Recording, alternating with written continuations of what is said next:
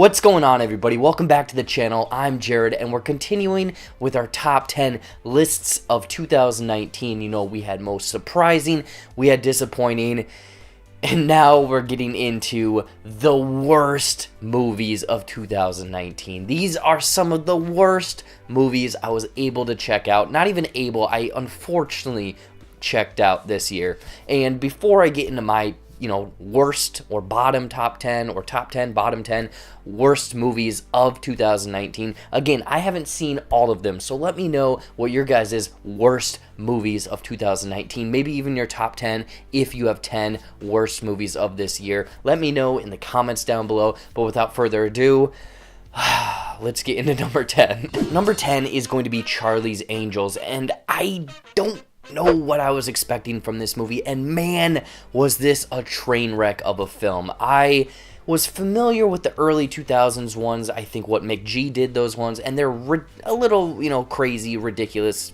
comedy heavy. And this one, I think they wanted to go more serious with the tone, and Elizabeth Banks behind the directing and the screenplay of this film, it just does not work. I mean, unfortunately, I think the personalities of these characters are mixed up or mishmashed with the wrong characters. For example, Naomi Scott's character doesn't feel like that's the personality of her, and then also Kristen Stewart's character felt like that personality was a bit out there. She tried to have, comedy or be this comedic kind of charismatic character, and unfortunately it just does not land. And the editing of this film doesn't make sense because there's a lot of inconsistencies, and there is this, I wouldn't say agenda, but it's very much kind of putting down the opposite sex. And I, coming from a male, I'm not basing it entirely on that, but it felt a little ham-fisted, a little over the top, or projecting it on people. And also the last 5 minutes of the movie just is ridiculous, man. I can't believe that they even went over it. It's cheesy. That's what it is. This cheesy movie. Number 9 is going to be Replicas, and this was one of the first movies I saw of this year. Keanu Reeves, his family dies, and he tries to bring them back, or there's robotics and whatnot. And from the script and the story and the performances, I mean, it is very shallow. It doesn't have much depth. It isn't that interesting. And the dialogue between Keanu Reeves and his wife and kids and coworkers, it just isn't sharp. It doesn't feel like he's really putting much effort into this movie. And not just him, but everyone in this movie. But the biggest crime of Replicas is the CGI of this movie. It felt like it was coming from iRobot level, with Will Smith, but then cranked down another decade or two. This is very jarring CGI, and it's not smooth. I mean, if it was smooth, it maybe would have worked a little bit more, but the robot's movements are very stiff, and you can tell that it's a robot. It basically jumps from frame to frame and just over here, over to there. I would say that the CG is the biggest crime of this movie. That's why it's hitting, this was, I'm pretty sure was released in January, so that explains it. January is notorious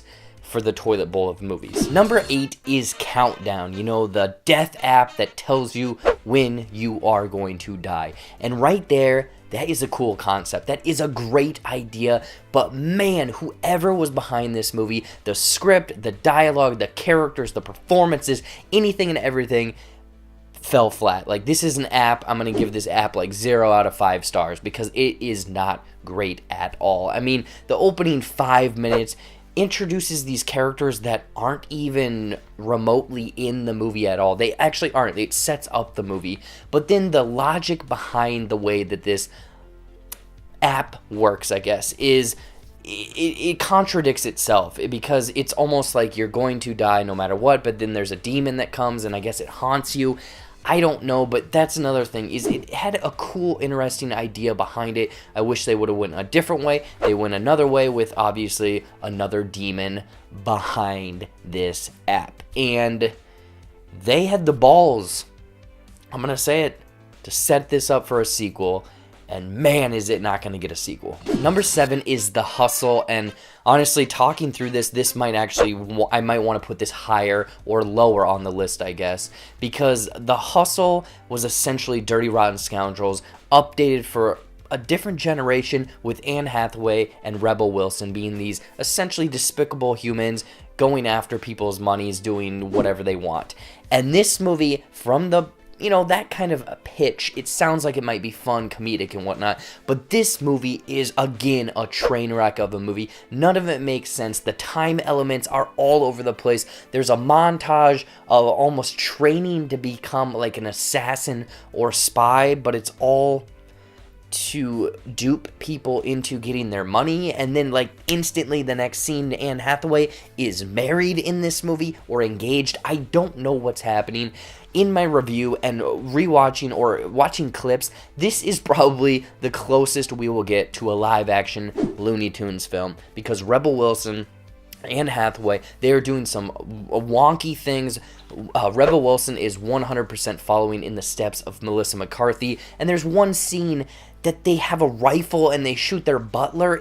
It's Bugs Bunny and Elmer Fudd. This is Looney Tunes, the movie. Number 6 is In the Tall Grass. We're jumping over to Netflix because, Netflix, they don't have the best quality every now and then. And this movie, In the Tall Grass, my understanding is it was based on a Stephen King novel. So I'm sure that it maybe had some great aspects to it. You have great source material, so that's going to make for a great movie, right? No, that's not the case. This movie is essentially people get lost in grass, tall grass, because of the title, for about 100 minutes walking around, and then the movie ends. I think probably in the book there is a lot of source material, a lot of context to what we're seeing in this movie. It has a cool concept where you're in this field and you can't get out of the field, but there's these possession elements and this big rock and seeing the future and the past. A lot of it doesn't even make sense because there's all of these elements, but none of it is explained in this film. If they almost just paused the film, looked at the screen, and gave a 5-minute exposition and then continued, it might have worked. But man, this is, again, watching an hour and a half, a little bit over, maybe 100 minutes, of people just aimlessly walking in, again, tall grass. Number 5 is going to be Rattlesnake, another, yet again, Netflix movie. And this movie is just all around bad. It is, I don't want to keep nagging on these films because people were behind them. They put their creative vision into these movies, and from the get-go, it has an interesting concept. A woman goes to this mysterious person and kind of makes a deal essentially with the devil. But then the whole movie is she has to go and essentially get a soul for a soul. But the next 60, 70 minutes is her aimlessly wandering through this film. Not much is happening. The character isn't interesting. The character isn't compelling. We don't get much of a backstory on these characters. So why care for where this is going? And then the end of the film, whoever wrote it thought that they were kind of being smart, witty, clever, maybe a bit pretentious with the ending, leaving it open for interpretation.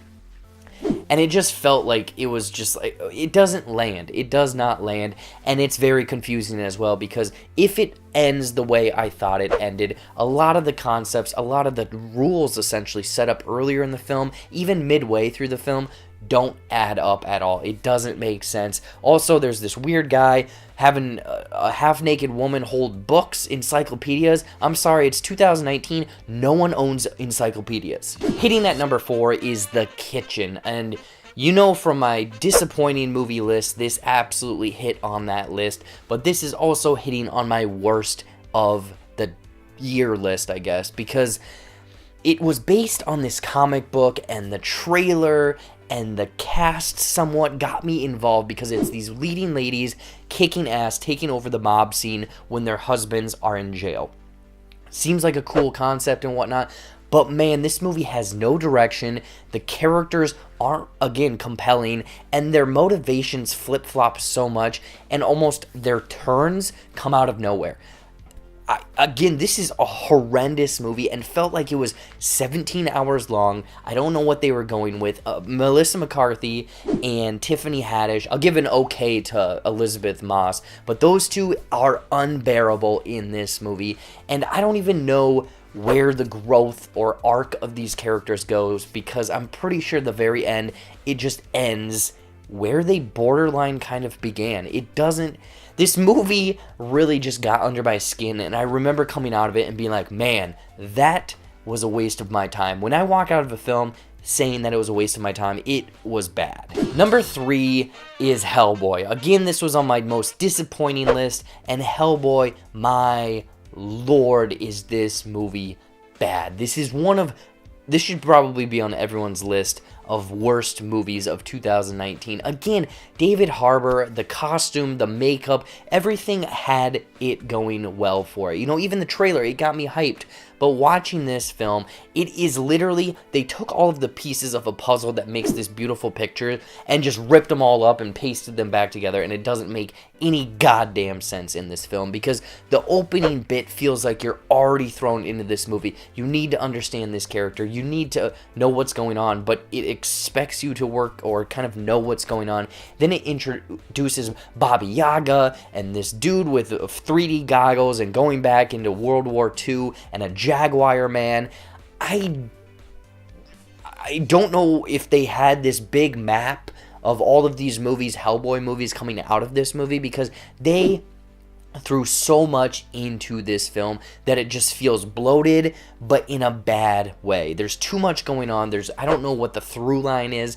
And even the last, 30 seconds, that's the best part of this movie. It's these characters that are a little flawed coming together, cool music, just kicking ass. And that's what I wanted this movie to be. Again, I'm not big into Hellboy lore or the source material, so maybe there was more to it than I expected, but man, Hellboy's bad. Hitting at number 2 is Black Christmas, and this is actually one of the more recent films I checked out. And I mean, going into this movie, I don't know what I was expecting. I knew that this was going to be unfortunately, a very predictable or train wreck of a film, because the trailer pretty much gives away the whole movie in this movie. The plot, I guess, in this movie. And man, you want these fun sorority girls going off, it's a slasher, holiday-themed slasher, but aside from the main character, we get hollow casts of characters that are just there for the purpose of dying or purpose of just being there, I guess. It doesn't have much of a purpose in this movie, and then it dives into essentially these Me Too agenda and a sexual assault, and it almost paints it in this weird comedic way that I thought was very disgusting, and it almost kind of made my stomach uneasy, and I don't know if that's exactly what they were going for. But aside from that, the plot, very predictable. You know where this is going. The characters you don't care about. The dialogue and script amongst them is bad. When a movie has a big insult and they zoom in and drop the music out, and the guy's suck a fat fart. Literally crickets are playing in the background. That is bad. This movie, Black Christmas, is bad. And hitting at the number 1 spot, this should actually be a tie for best and worst, but it's The Fanatic. I actually sought this movie out. I had been hearing a lot of things about it, that it was a little ridiculous. John Travolta's in it. It's directed by Fred Durst, Limp Bizkit. So I'm like, okay, what's this movie all about? And man, this is a really bad movie in the best, worst way possible. I mean, John Travolta is almost unrecognizable as this goofy, weird, stalker fanatic, essentially, following this mainstream movie star, breaks into their house, does all of this stuff. But the plot is fairly simple, but none of the middle pieces really fit together. I'm glad that this is a very short movie. I think it was about 80-90 minutes. But what they do with this movie is bad. Again, I don't want to really elaborate too much on it, because I don't even know. Spoiling it, I mean, you know where it's going to go. But I think one of the cardinal sins of this movie, I guess, is in Tropic Thunder, he says, you never go full whatever. That's what John Travolta's character did in this, and it's not probably just on him. It's the script, it's the direction, it's someone on the crew should have said something to him, and this just makes for this unwatchable, weird, should I be laughing or be almost borderline offended by this movie.